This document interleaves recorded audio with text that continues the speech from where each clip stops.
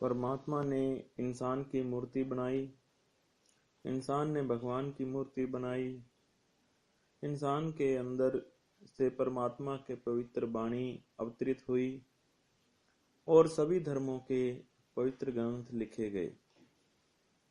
अगर हम ध्यान से देखें, सभी पवित्र ग्रंथों की एक स्थान पर अगर हम इकट्ठा कर देते हैं तो वह कभी भी आपस में नहीं लड़ते हैं। अगर हम भगवान की सारे संसार में जितनी भी मूर्तियां बनी हुई हैं उन्हें अगर हम एक स्थान पर इकट्ठा कर देते हैं तो आप चाहे उसे एक दिन रखो और चाहे सालों रखो, वह कभी भी आपस में नहीं लड़ेंगी। फिर हम देखते हैं कि संसार में 4200 धर्म हैं। सभी को मानने वाले इंसान किसी न किसी के आगे झुकते हैं। कोई कहता है कि मैं एक परमात्मा के आगे झुकता हूँ, कोई कहता है कि उसके द्वारा दिए हुए गुरुओं के ज्ञान के आगे झुकता हूँ, कोई मूर्ति के आगे झुकता है, मगर इंसान झुकता जरूर है। अगर हम थोड़ा सा ध्यान दें तो हम देखते हैं कि परमात्मा ने जो अपना ज्ञान दे करके इंसान के द्वारा पवित्र ग्रंथ लिखवाए और इंसान को ज्ञान दे करके इंसान ने आगे जो है मूर्ति बनाई। अब इंसान जो है परमात्मा की खुद बनाई हुई एक मूर्ति है जिसमें की जान है, और वह मूर्ति जब किसी ग्रंथ के आगे माथा टेकती है, जब किसी मूर्ति के आगे माथा टेकती है, तो वह ग्रंथ ना तो उससे उसकी जाति पूछता है ना उसका धर्म पूछता है। उसी तरह वह जो मूर्ति के आगे जब वह माथा टेकता है इंसान, तो सामने वाली मूर्ति कभी भी उसकी जाति धर्म समाज के बारे में नहीं पूछती है। वह सबको सम्मान आशीर्वाद देती है। सभी धर्म के लोग अपनी अपनी मान्यताओं के अनुसार उससे मन्नतें मांगते हैं। चाहे कोई भी धर्म का व्यक्ति कहीं भी माथा टेक करके अगर मन्नत मांगता है तो वह एक जैसा परिणाम प्राप्त करता है। फिर हम ध्यान से देखें, परमात्मा की बनाई हुई मूर्ति जिसमें जान है उसे इंसान कहते हैं। सारे इंसान एक ही रास्ते से पैदा होते हैं, चाहे वह किसी भी धर्म के हों। अगर उनका ब्लड टेस्ट कराया जाए तो सब धर्मों के अंदर A B positive O plus minus मिल जाएगा।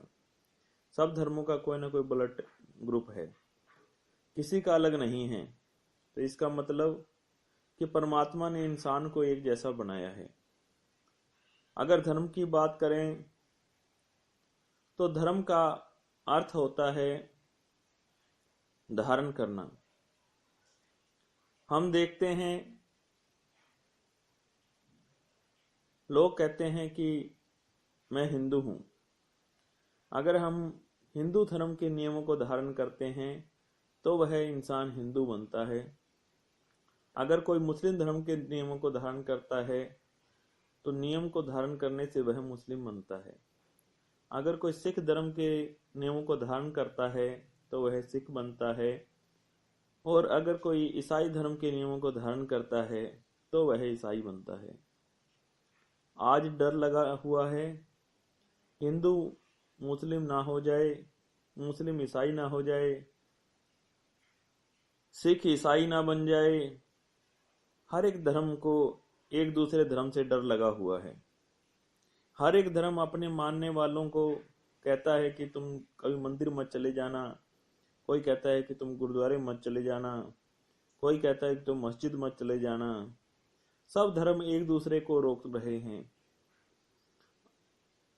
धर्म ने हमें नहीं पकड़ा है, एक विचार हमें करनी पड़ेगी। बहुत सारे लोग कहते हैं कि मैं कट्टर हूं, मैं कट्टर हिंदू हूँ, मैं कट्टर मुसलमान हूँ, मैं कट्टर सिख हूँ। मगर एक विचार हमें करनी पड़ेगी कि धर्म ने हमें पकड़ा है या हमने धर्म को पकड़ा है।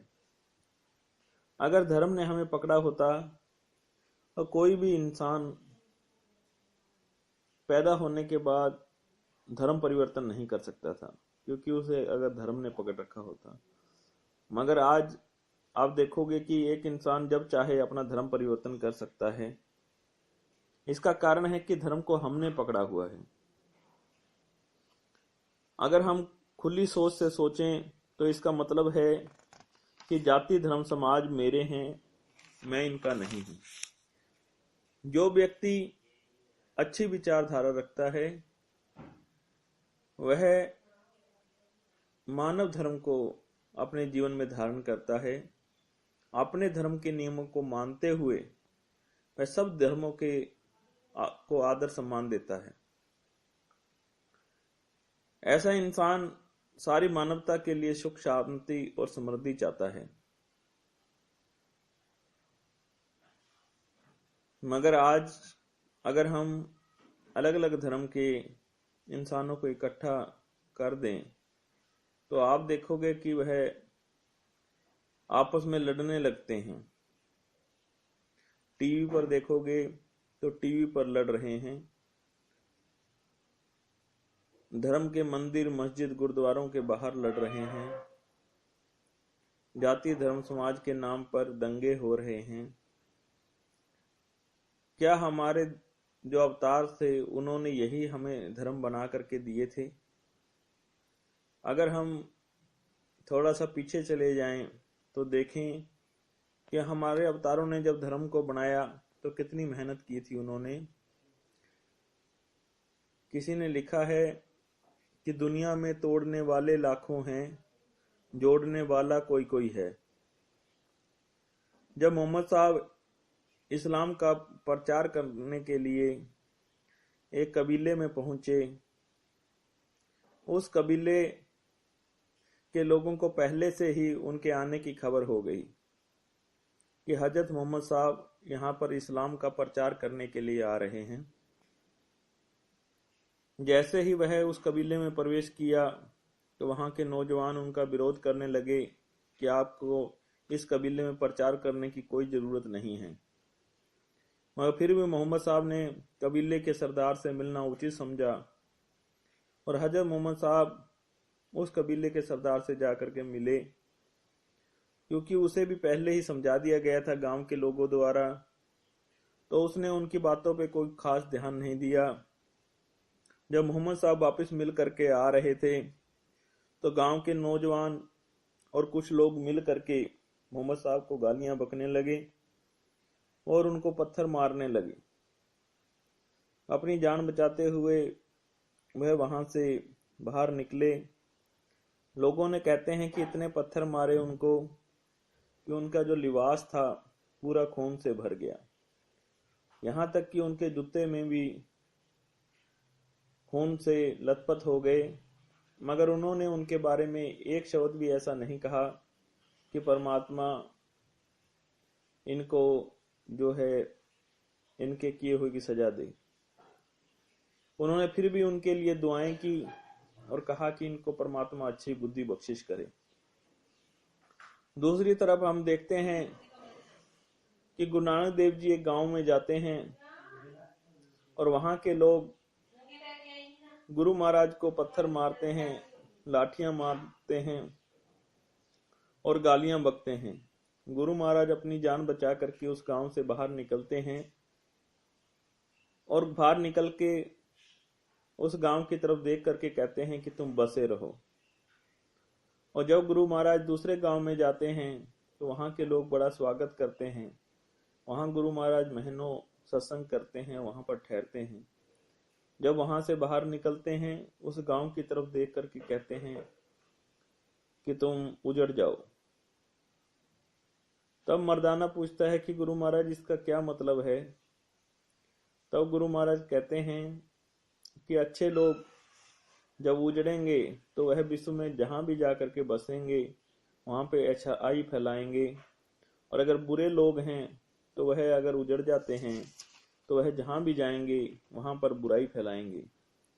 इसलिए जोड़ने वाला और तोड़ने वाला, हम अगर अपने अवतारों के बताए हुए मार्ग पर चलते हैं तो उन्होंने हमेशा जोड़ने की बात की है, मगर आज हम अगर अपनी सोच की बात करें तो आज हमारी सोच जो है तोड़ने वाली बन गई है। आज हमने धर्म के नाम पर ऐसा वातावरण पैदा कर दिया है, जो सर्वधर्म में विश्वास रखते हैं वह इंसान भी डरे हुए हैं।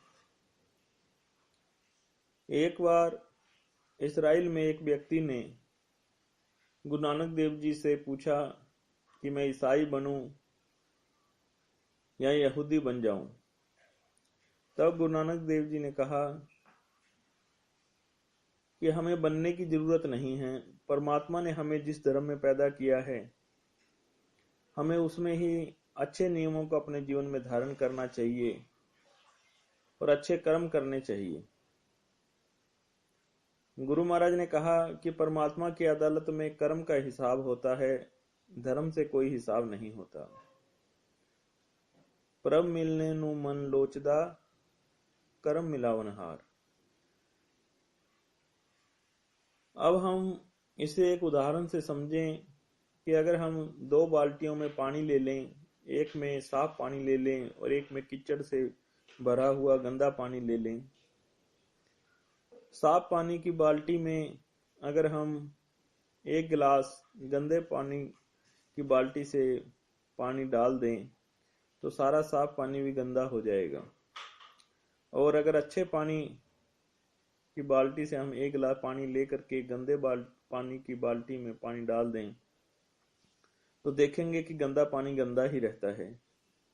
उसी तरह जो इंसान समाज में तोड़फोड़ करता है, हिंसा करता है, दूसरों को डराता है, धमकाता है, गलत विचारधारा पैदा करता है, वह चाहे कोई भी धर्म धारण कर ले, वह हर जगह जा करके गंदगी ही फैलाएगा। इसलिए हमें जरूरत है याद करने की कि याद रखो कि जब दुनिया में मोहम्मद साहब थे तो कुरान नहीं थी, जब दुनिया में यीशु मसीही थे तो बाइबल नहीं लिखी गई थी, जब दुनिया में भगवान श्री कृष्ण थे तो गीता नहीं लिखी गई थी, जब दुनिया में गुरु नानक देव जी थे तो गुरु ग्रंथ साहिब नहीं थे। फिर क्या था? वह खुद थे, वह समाज को बोल करके सही और गलत का ज्ञान करवाते थे। आज हम देखते हैं कि सभी धर्मों के पास पवित्र ग्रंथ हैं, सभी धर्म ग्रंथ पवित्र ग्रंथों को मानते हैं। अब हम कहते हैं कि मैं गुरु ग्रंथ साहिब को मानता हूँ, मैं गीता को मानता हूँ, मैं बाइबल को मानता हूँ, मैं कुरान को मानता हूँ, मगर जो उसके अंदर लिखा है उसकी नहीं मानते। क्या कोई धर्म ग्रंथ हमें गालियां सिखाता है? क्या कोई धर्म ग्रंथ हमें दूसरे व्यक्ति को मारने के लिए प्रेरित करता है? क्या कोई धर्म ग्रंथ ऐसा है जिसमें लिखा हुआ है कि हमने दूसरे धर्म के लोगों से नफरत करनी है? मोहम्मद साहब ने बहुत ही सुंदर अपने साहबियों से कहा कि तुम कभी भी दूसरे धर्म की बुराई मत करो। अगर तुम दूसरे धर्म के ग्रंथों को बुरा कहोगे, उन लोगों को बुरा कहोगे, तो वह भी तुम्हारे धर्म और तुम्हारे ग्रंथों के बारे में बुरा कहेंगे जो तुम सुन ना सकोगे। आज यही हो रहा है। आज हम दूसरों को बुरा कह रहे हैं और अपने धर्म ग्रंथों को पवित्र दिखाने की कोशिश कर रहे हैं, जबकि हमें करना यह चाहिए कि हमें एक अच्छे इंसान को बनाना है और उसी के लिए अपने समाज को प्रेरित करना है। हम कहते हैं कि सारा विश्व जो है ज्ञान के लिए हिंदुस्तान को देख रहा है। हमारे पूर्वजों ने सारे विश्व को ज्ञान दिया, इसी के कारण हिंदुस्तान को सारे विश्व में ज्ञान का गुरु कहा जाता है। मगर जब हम अब मौके पर देखते हैं तो आज हम सारे विश्व में जाति धर्म समाज की कोई लड़ाई नहीं है, पर हिंदुस्तान की धरती पर जाति धर्म समाज की लड़ाई लड़ रहे हैं। जब हमारी आने वाली पीढ़ियां पीछे मुड़कर देखेंगी तो हमारे बारे में विचार करेंगे कि हमारे पूर्वजों ने जाति धर्म के समाज के नाम पर कितनी लड़ाई डाली थी, वह कैसे लोग रहे होंगे। तो सोचो और विचार करो कि हमें किस रूप में याद किया जाएगा। स्वामी अवनानंद जी महाराज ने बहुत ही सुंदर शब्दों में लिखा है कि हम हैं एक पिता के बेटे, माँ धरती पर लेटे, जिन पाप कर्म सब मेटे, वो बने साहिब के प्यारे। हमने अपने पाप कर्मों को मेटना है और परमात्मा का प्यारा बनना है और सबसे प्यार करना है। जय हिंद, जय भारत।